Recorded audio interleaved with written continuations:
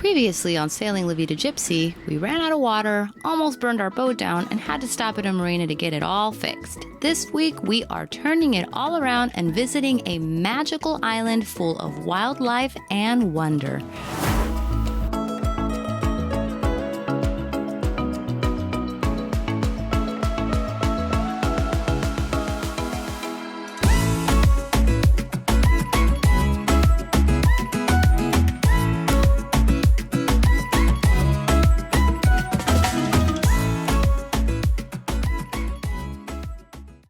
Everybody, this is it. We are leaving the marina today. We are ready to go. Got things fixed. Gonna go to Isla Isabel, go see ourselves some beautiful nature, and then going down to Puerto Vallarta. I feel like it's too good to be true, but I think it's actually happening. We've learned a lot while we were here in Mazatlan about ourselves.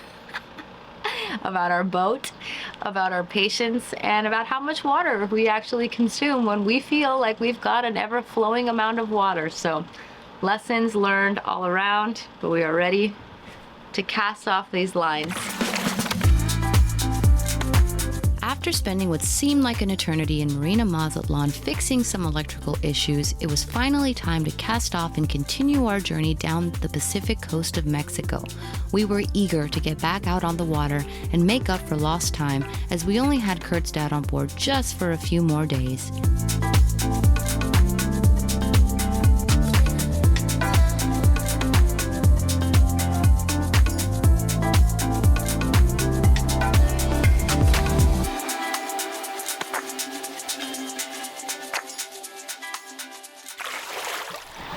We're on our way to Isla Isabel right now, and this is going to be an overnight sail for us. Because it's a 90-something mile sail, there really wasn't any way for us to guarantee we could get up early enough and still get there before dark. So we decided to go ahead and suck it up and do an overnight sail. So we're sailing now, going to take the overnight, and that'll put us there in the morning, or maybe in worst case scenario around lunchtime tomorrow. So that way we'll get a nice easy anchor while the sun is up and high in the sky, and then we're going to take the day to go explore this place that they call the Galapagos of Mexico. I'm breathing easy now that everything is working. Knock on wood. I have no wood around here. Oh, I'm in trouble. Oh God, no wood. Look what you did. Yeah, but yeah, we're gonna take it easy and just kind of coast along here in the night.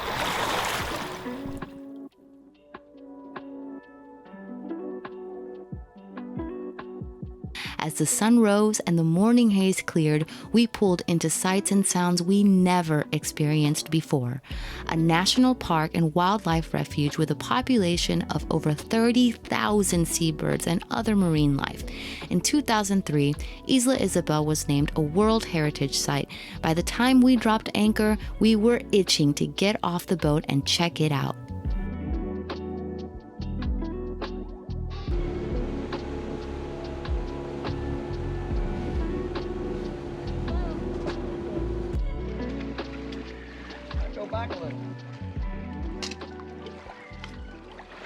This is the demise of having a big loaded dinghy.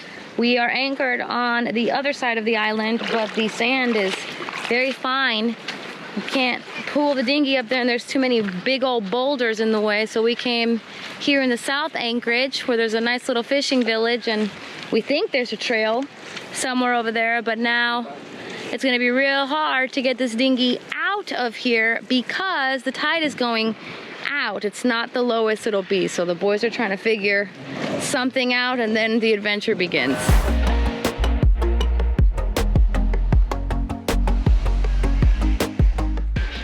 Okay, so I just talked to the local fisherman here, and he gave us a quick little lowdown. So there's some things just worth walking and checking out, but there's a trail this way, goes all around the island, and then behind the fishing village there's some nice steps that lead to a fantastic panoramic view of some sort of deep crater. Kurt's got iguanas everywhere. There's an iguana right there, right behind him. One right behind him. He's the iguana whisperer. Just like the birds on this island, the iguanas were quite friendly to humans, which, if you're a fan of them, then you have come to the right place. But for someone like me... Oh my goodness. No, this is literally my biggest nightmare. I have to go down this trail that is full of iguanas. I'm not a fan of iguanas. I know one's gonna crawl on me, I just know it. And my day will end so quickly. Because the birds and iguanas on the island have no natural enemies, human visitors can get quite close to them. This is one of the many reasons the island is sometimes called the Galapagos of Mexico. It's also worth mentioning that the famous explorer Jacques Cousteau, who did visit the real Galapagos Islands, dubbed Isla Isabel as the Galapagos of Mexico as well. Herman has just confirmed to me that iguanas are low country creatures. He says that they don't go to the high country. I think he's just telling me that so that I can keep going and stop complaining, but I think he's wrong. They're everywhere.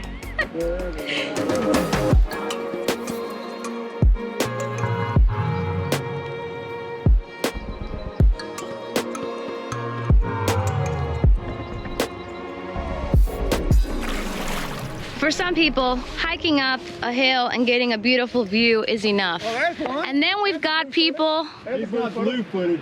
Huh? like Kurt, who always has to do extra. Oh, higher.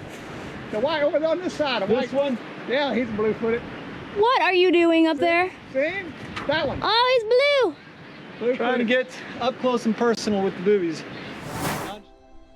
A popular and special treat on this island is finding the colorful blue-footed boobie. However, to catch an up-close and personal glimpse, you need to go up to the highest point on the island, as this is their preferred nesting area.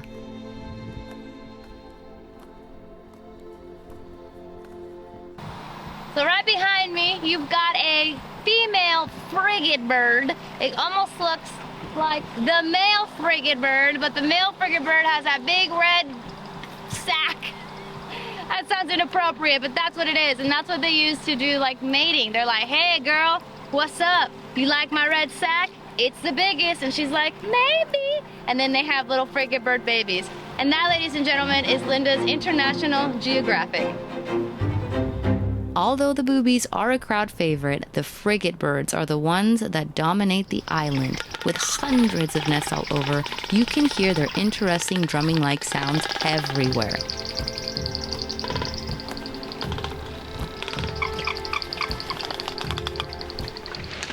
All right, this next trail is nice.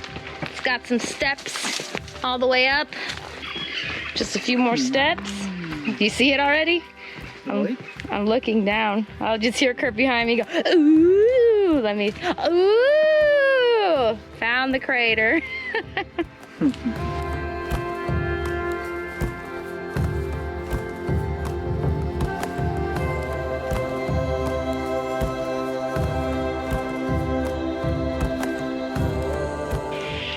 Well, we made it to the crater lake. It's just a freshwater lake in the middle of the island, so it's not that cool, but it is pretty cool because it's just a perfect circle here in the middle of the island, and this is where the volcanic crater was when it created this island. So it's pretty cool to think that this used to be full of magma and lava, whatever, instead of water. But yeah, really pretty with the birds circling around and in the shade with the iguanas in the trees. Cool oasis. Before we left La Vida Gypsea over there in the Anchorage, the water seemed to be pretty calm and pretty clear. So now that I think we've done a nice little wrap around of the island, I think it's time to go explore under the sea.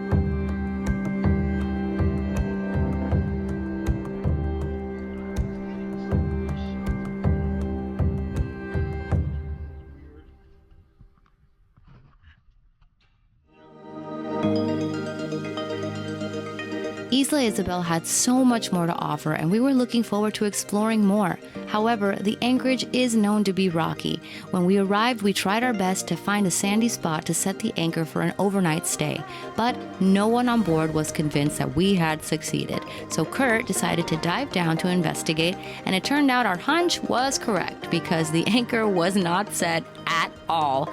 Collectively, we all chose to pick up the anchor and move on to our next destination. Just like that, we're leaving. They're getting the anchor chain ready to go, and we're lifting up. I mean, hello, Isabella. Goodbye, Isabella. It was nice to see you for a few hours. Man, oh man. But that's the life. That's the boat life. You go when you have to go. We have to go.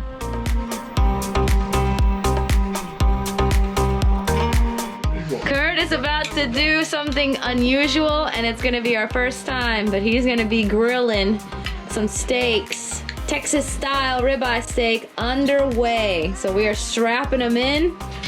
We're gonna hook him in, and he's gonna make the best dinner ever, right? Mm-hmm. With my pink life jacket.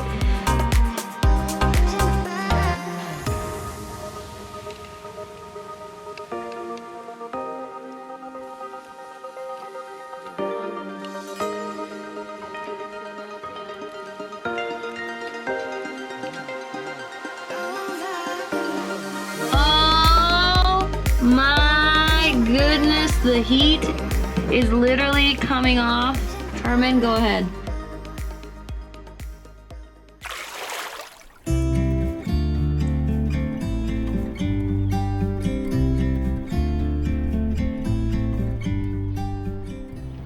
Sun came up, I woke up to make some coffee, and the first thing that hit me was the smell. Not of the coffee, of the vegetation, the greenery. It smells like a jungle. It's just amazing. And walk outside and we're surrounded by palm trees. The sun's coming up over a green mountain. There's yachts. We are absolutely back in mainland Mexico, and I cannot wait to re-explore Chicala because we've actually been here once before, but we loved it before. I'm so excited to be back. And now we've made it through our night shift unscathed. And Rigby's excited she's got a beach. Rigby's excited she's got a beach, and so am I, for a nice afternoon walk. And we got here early just to knock it out, and also because it's one of our last days here, one of Herman's last days here, and we really wanted a good beach day. So we're gonna spend today on the beach of Chicala, get some good dinner. It smells so good.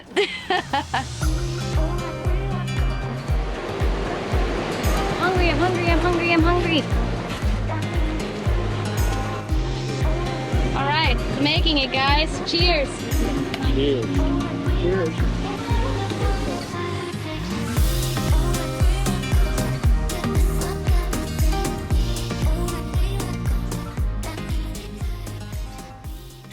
Good morning, everybody. We are on our last leg to on our big trip back to Banderas Bay. So this morning we're up and at 'em early because we want to make it to the marina before it gets dark, so we have line handlers to help us. And we have a beautiful sunrise this morning, and we started out the day spotting a whale. I tried to get video of it, but I think it's going to be too tiny on this camera to see. But beautiful morning, whales already. I'm setting out the fishing lines. We're going to try to get us a tuna today. How far is our trip? Today we're traveling about 45 miles, so we want to try to average 4.5, 5 knots today. I think the wind's already picking up, so I think we'll be able to do it no problem.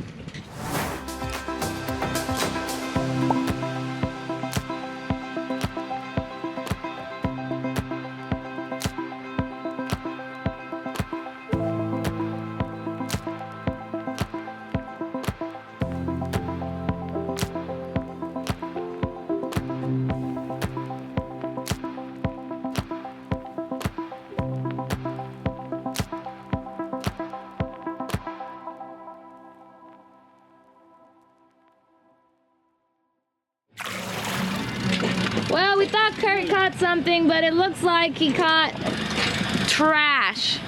Like a buoy or a bag. It is weird.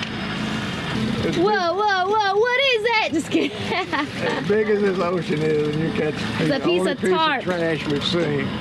He caught a piece of tarp. Show him your catch. Oh, God. Look at that beauty. That's the blue speckled trout. Well, Kirk caught a piece of trash, so we're gonna throw it where it belongs, in the trash bag. We're doing our part of keeping the world clean today, I guess. Shortly after doing our ocean cleanup, a friendly sea turtle stopped by to thank us for keeping the neighborhood clean. It's a strange sensation of deja vu as we come into Banderas Bay. We have been sailing for over a year. We did the math a second ago while we were having lunch of, I think, over 3,000 nautical miles that we've done aboard this boat. And this bay is where it all started. This bay of Banderas Bay is where Nueva Vallarta is, which is where we got our boat. And this is where we did our shakedown sails. We're passing Punta Mita right now, which is where we did our first overnight anchoring, and all sorts of memories are flooding back as we're coming in here. I'm really excited and really proud of us that we've done so much and gone this far. The last time we were here, I was a baby sailor, and now I feel like I'm a teenage sailor. Not full grown yet, but I feel good. That's all I wanted to say. So how many whales are you gonna tell them you saw, even though you didn't get any of them on film, and now they have to believe your word? I got whales on drone. They just look really small. They look like little ants. How many whales? But we've seen 6 whales today so far. And I think you got some pictures of some whales too. So we've got some photographic evidence. We're not there yet. I think we'll probably see 2 or 3 more before we get there. We're almost there. Just We're a almost few there, but hours yeah, away. this is whale country right here. Whale country. Yeah. What's going on? We snagged a fish. I thought it was a little bonito, but it's not. It's some sort of mackerel. I'm gonna bring it in and we're gonna try to identify it, but this is the first time that we've caught something that wasn't a bonito or a dorado. So we finally got something different. That's a really pretty fish. He's got all these yellow spots and a blue top and some nasty looking teeth, but we identified him as a Sierra mackerel. That's what I thought he was.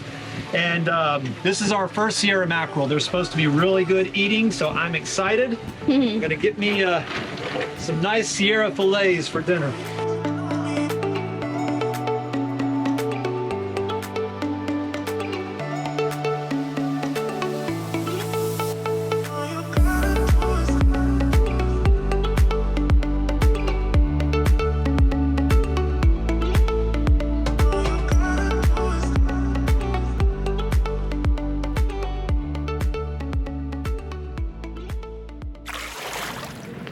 That was a tight slip entryway. We're all sweating.